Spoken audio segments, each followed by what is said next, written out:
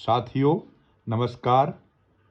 मैं आचार्य कमलदेव शास्त्री आपसे पुनः मुखातिब होने जा रहा हूँ।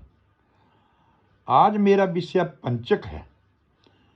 पंचकों में हमें कौन सा कार्य करना चाहिए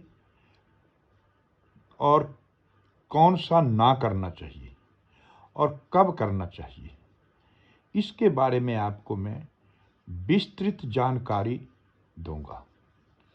हमारे जीवन में ज्योतिषीय दृष्टि से मुहूर्त का एक विशेष महत्व है। इनमें से कुछ नक्षत्र व अमुहूर्त जिनके कारण हमें जीवन में अनेक परेशानियों का सामना करना पड़ता है। मित्रों, उन्हीं में से पंचक भी है। पंचक यानी धनिष्ठा नक्षत्र से लेकर जो रेवती नक्षत्र तक होते हैं, जो 5 दिन हमारे जीवन को ये 5 दिन प्रभावित करते हैं। इनमें हमें 5 कार्य कभी भी ना करने चाहिए। उन कार्यों को हमें इस समय में टाल देना चाहिए, छोड़ देना चाहिए।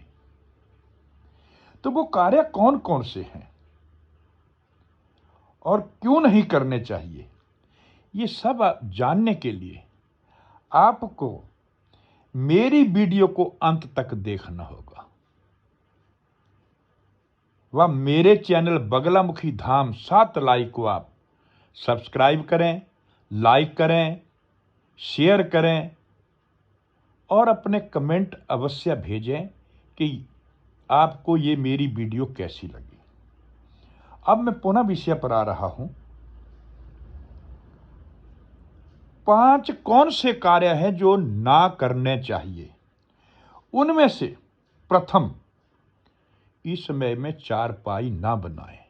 चारपाई की संरचना ना करें, क्योंकि ये इस समय में करना हमारे जीवन के लिए बहुत कष्टदायक महसूस होगा।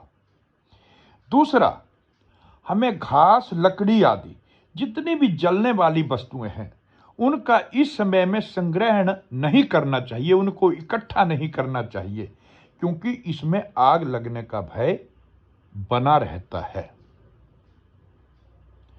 अब मैं तीसरा के बारे में आपको बताने जा रहा हूं कि तीसरा कौन सा कार्य है जो हमें ना करना चाहिए। तो इस समय में जो पंचक का समय चल रहा है, इसमें हमें दक्षिण दिशा की यात्रा भूल कर भी ना करनी चाहिए, क्योंकि दक्षिण दिशा यमलोक माना गया है, जो किसका है, यम का द्वार है। तो उस समय में हमारी यात्रा जो है वो मृत्यु या मृत्यु तुल्य कष्ट दे सकती है, ऐसा हमारे शास्त्रों का मत है। अब मैं आपको चौथा जो कार्य कौन इस समय में ना करना चाहिए उसके बारे में, घर की जो छत है, घर का जो निर्माण करना है, वो इस समय में ना करें। इससे हमें परहेज करना चाहिए, क्योंकि इस समय अगर हम छत का या घर का निर्माण करते हैं तो हमारे जो मन है, मन मुटाव जो साथियों से है, हमारा मन मुटाव हो जाता है, परिवार में कलेश हो जाता है और अनहोनी का डर सताना लगता है। अब इसका जो 5वां और अंतिम कार्य जो है वो हमें कौन सा ना करना चाहिए। जब किसी गरुड़ पुराण के अनुसार जब किसी मनुष्य की मृत्यु पंचक में होती है तो उसके साथ आटे या कुश के 5 पुतले भी जलाने चाहिए, अन्यथा घर में 5 मौतें होने का भय बना रहता है। तो साथियों, पंचक वो हैं, 5 प्रकार के होते हैं। इनके भी बीच में प्रकार हैं कि पंचक कितनी प्रकार के हैं। ये तो मूल रूप से पंचक है, परंतु इनके भी प्रकार हैं। ये 5 प्रकार के होते हैं और 5 का जो हमारे जीवन के ऊपर प्रभाव है वो अलग अलग रूप से पड़ता है। पंचों के बारे में जो है उनकी अलग अलग जो है वो परिस्थिति हमारे से घटती है। जब पंचक रविवार को शुरू होते हैं, अगर हमारे पंचक रविवार को शुरू हो रहे तो रोग पंचक नाम से उसे जाना जाता है, अर्थात उन पंचकों का नाम रोग पंचक हैं। इनसे हमें क्या होता है, एक तो हमें मानसिक परेशानी का सामना करना पड़ता है और शारीरिक कष्ट भी हमारे ऊपर आते हैं। इस करके इस समय में कोई भी कार्य नहीं करना चाहिए। दूसरा, जो सोमवार को शुरू होते हैं वो राजपंच कहलाते हैं। इस समय में सरकारी व कोर्ट संबंधित कार्यों के लिए यह समय अच्छा माना है। केवल जितने भी हमारे पंचक हैं 5 प्रकार के, उनमें राजपंचक के लिए ये कचहरी मुकदमा कोर्ट संबंधित के लिए ये कार्य अच्छा माना गया है। तीसरा, मंगलवार को शुरू होने वाले जो पंचक हैं वो अग्नि पंचक के नाम से जाने जाते हैं। तो इस दिन हमें कोई भी अग्नि संबंधित कार्य नहीं करना चाहिए, नहीं तो अग्नि लगने का भय बना रहता है। और जो चौथा है, जो शनिवार को शुरू होने वाले हैं उन्हें हम मृत्यु पंचक के नाम से जानते हैं। तो इस दिन अगर किसी कार्य को हम करते हैं तो हमें मृत्यु तुल्य कष्ट प्राप्त होने का भय बना रहता है। इस करके इस समय को हमें छोड़ देना चाहिए।